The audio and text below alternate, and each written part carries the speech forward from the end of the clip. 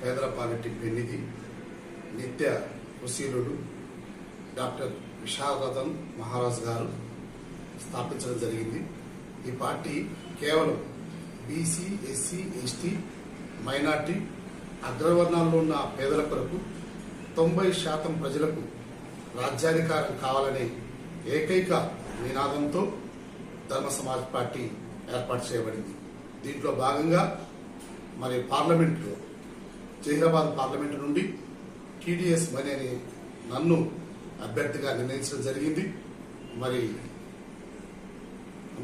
నియోజకవర్గం అన్ని రంగాల్లో మరి వెనుకబడింది కనుక మరి జహీరాబాద్ నియోజకవర్గ అభివృద్ధి కొరకు మేము పాటుపడడానికి మరి ధర్మ సమాజ్ పార్టీ పోరాటం చేయడానికి సిద్ధంగా ఉంది.